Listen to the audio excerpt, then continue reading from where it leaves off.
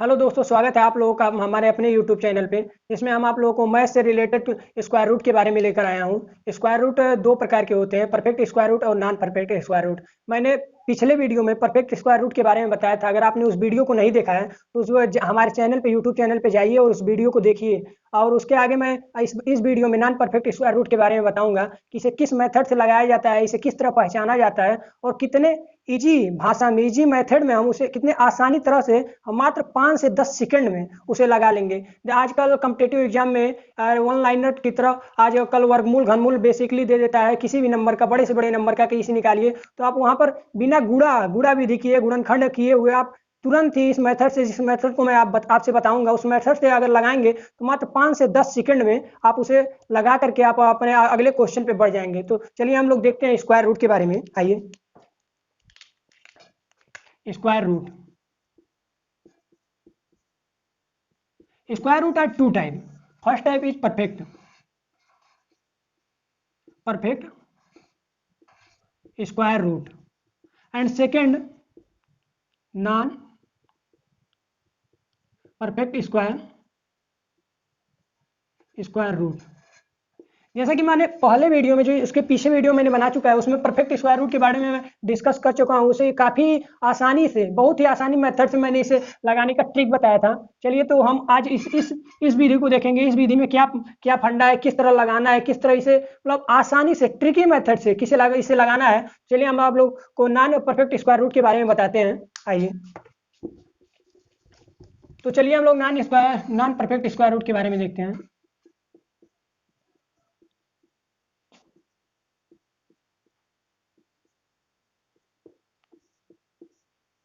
सबसे ज्यादा जरूरी होता है कि नॉन परफेक्ट स्क्वायर रूट को हम लोग पहचानेंगे किस तरह। इसे बेसिकली मतलब देखते ही किस तरह हम लोग जान जाए कि परफेक्ट स्क्वायर रूट है, नॉन परफेक्ट स्क्वायर रूट है। तो हम लोग को जानने के लिए इसे सबसे पहले कुछ अंक को याद करना पड़ेगा, उसके लास्ट डिजिट को याद करना पड़ेगा कि उसे देखते ही हम लोग जान जाए कि हाँ, ये नॉन परफेक्ट स्क्वायर रूट है, परफेक्ट स्क्वायर रूट है। तो कौन कौन से डिजिट है मैं आप लोगों को बताने वाला हूँ। तो देखिए, वो हमारे डिजिट 2, 3, 7 और 8।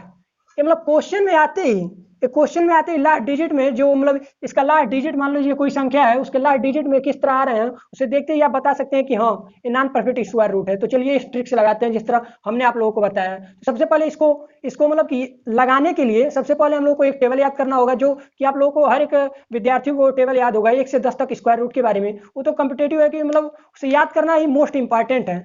चलिए, तो हम लोग उस टेबल को देखते हैं। आइए देखिए, एक का स्क्वायर, 2 का स्क्वायर, 3 का स्क्वायर, 4 का स्क्वायर, 5 का, 6 का, 7, 8, 9, 10 का स्क्वायर।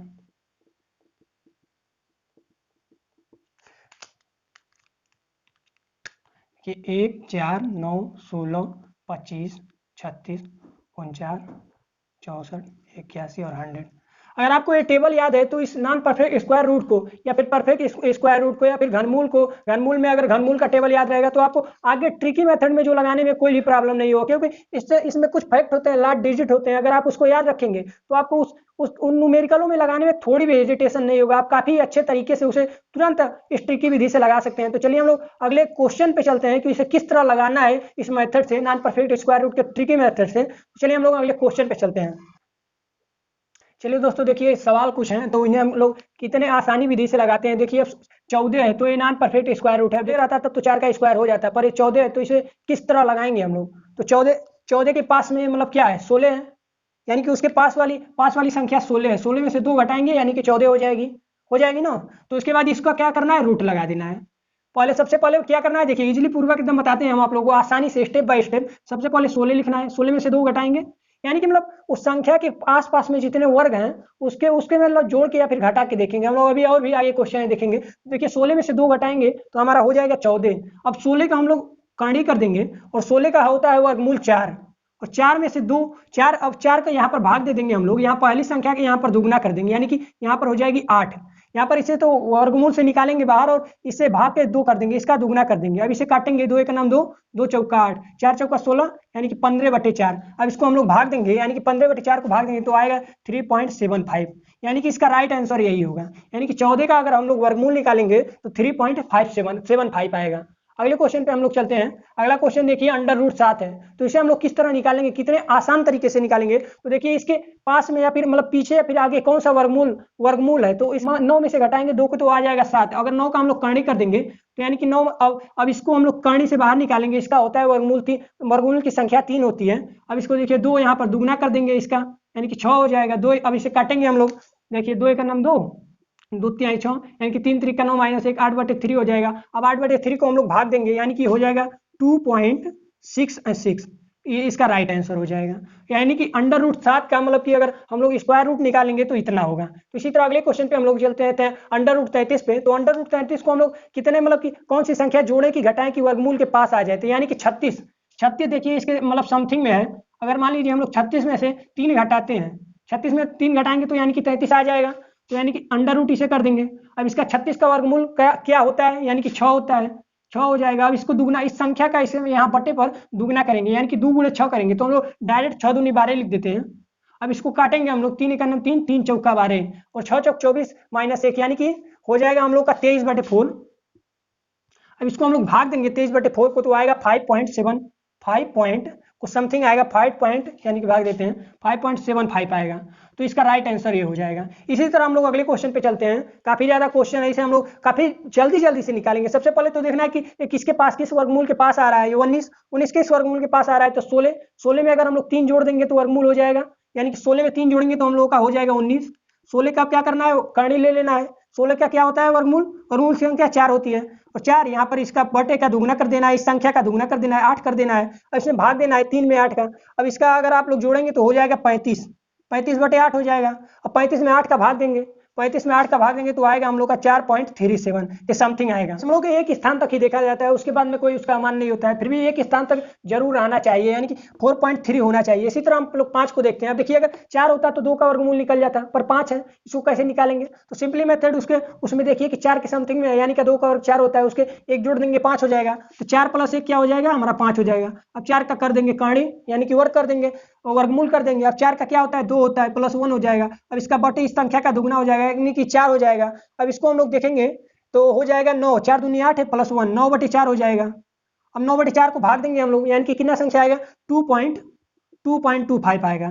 तो इसी तरह हम लोग किसी भी बड़े से बड़े संख्या को हम लोग निकाल सकते हैं, और छोटे से छोटे संख्या को निकाल सकते हैं। तो देखिए यहाँ पर 1800 आ गया, काफी बड़ी संख्या है। इसे हम लोग कितने जल्दी मेथड से निकालेंगे, तो इसको भी काफी हम लोग सिंपली तरीके से निकाल लेंगे, क्या कि 5 से 10 सेकंड बस मात्र लगेंगे। तो हम लोग देखते हैं इसे किस तरह लगाते हैं। तो सबसे पहले देखेंगे कि 1800 के समथिंग में आसपास में कौन सी ऐसी वर्गमूल वाली संख्या है, तो यानी कि 1600 इसके समथिंग में है, यानी कि 200 ज्यादा कम है 1600 से 200 ये अधिक है, यानी कि 1600 हम लोग लिखेंगे यहाँ पर।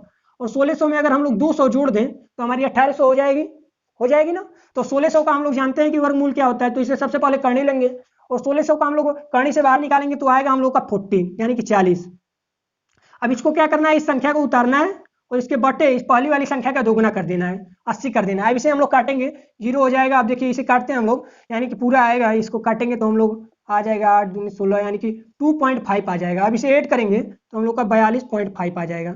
तो इसी तरह किसी भी बड़े से बड़े, काफी बड़े वैल्यू को, अब देखिए इतना बड़ा वैल्यू है, इसको हम लोग कितने जल्दी इजीली तरीके से हम लोग निकाल लेंगे, पता ही नहीं चलेगा कि आप कितने जल्दी से इसे निकाल लिए। तो हम लोग इस विधि को देखते हैं कि इस विधि को कैसे निकालेंगे। तो हम लोग इस सवाल को देखते हैं, काफी बड़ा है, तो इसके मतलब समथिंग में देखेंगे कि इसके नजदीक में कौन सा है, यानी कि 2500 इसके नजदीक में है। तो सबसे पहले 2500 में क्या घटाना है कि जोड़ना है कि ये संख्या आ जाए। तो अगर हम लोग 2500 में से देखिए, 2500 में से अगर 47 घटा देंगे तो ये संख्या में प्राप्त हो जाएगी। अब 2500 का हम लोग सबसे पहले करणी करेंगे, और 2500 का क्या मतलब कि उसका वर्ग क्या होगा, तो 2500 का वर्ग हो जाएगा 50 हो जाएगा। अब यहाँ इस संख्या का दुगना कर देना है, यानी कि इस संख्या पहली वाली संख्या के इसमें बट्टे में दुगना कर देना है, 100 कर देना है। अब इसे निकालेंगे हम लोग, 50 - 0.47 हो जाएगा। अभी इस संख्या को हम लोग घटाएंगे, तो इस संख्या को हम लोग घटाएंगे तो आ जाएगा हमारा 49.53। तो इसका राइट आंसर हो जाए। देखिए इतने बड़े सवाल को हम लोग कितने जल्दी से लगा लिए, ये काफी इजीली पूर्वक है। इसका एक कोई ऑफिशियल मेथड नहीं है कि इसे इसी तरह लगाना है, तो एक सिर्फ मेथड ट्रिक है, ट्रिक के माध्यम से आप इसे आसानी से इस सवाल को लगा सकते हैं। तो चलिए हम आपको कुछ क्वेश्चन देते हैं, आप जिसे लगा करके कमेंट बॉक्स में इसका आंसर बताएंगे, तो हमें काफी मतलब जानेंगे कि आप लोग काफी अच्छे से इसे समझ गए। तो 144 पहला क्वेश्चन हमारा 144, दूसरा क्वेश्चन है √13, और हमारा तीसरा क्वेश्चन है 87। इस 3 सवाल को आप अच्छे से लगाइए और कमेंट बॉक्स में इसका आंसर दीजिए, ताकि हम जान पाएंगे कि आप लोगों ने इसे अच्छी तरीके से समझ लिया है। तो इसी तरह वीडियो पे बने रहने के लिए आप हमारे यूट्यूब चैनल को सब्सक्राइब कीजिए, लाइक कीजिए। धन्यवाद।